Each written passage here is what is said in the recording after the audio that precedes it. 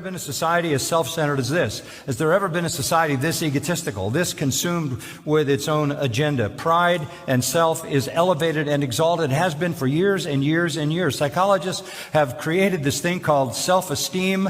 That is a satanic idea. You're not as important as you think you are. You're far less important than you think you are, and so am I. So are all of us. You're not better than you think you are. You're worse than you think you are. You are far worse than you think you are, and so am I. In God's eyes, you are inconceivably sinful. In your own eyes, you're something wonderful. Has there ever been such an egotistical culture? You know, I look back at some markers. I remember watching a football game on television many years ago, and I saw the first time a football was spiked in the end zone. Look at me. That was never done. I played football in high school and college. When I went into the end zone to score a touchdown, I dropped the football and went back and thanked my teammates. Then it became, look at me. Draw attention to me. I remember when Muhammad Ali said, I am the greatest. He didn't leave a legacy of boxing in the world. He left a legacy of ego in the world. That's like a byword for the culture. I'm the greatest. I'm the greatest what? Why?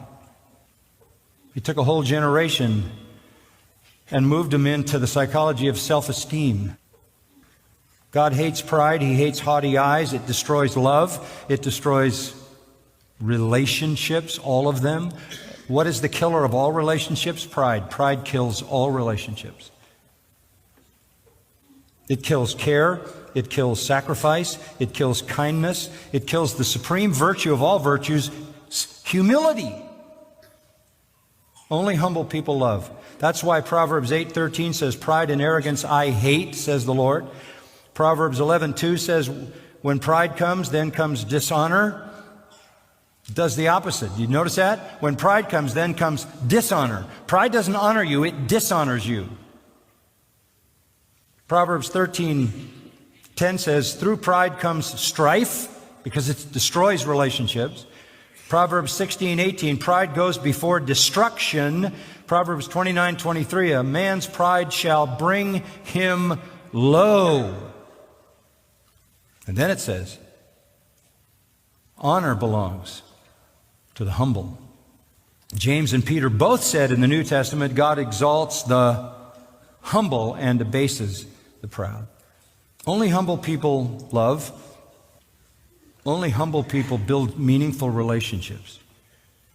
We have a total society consumed with people chasing their own personal exaltation and elevation.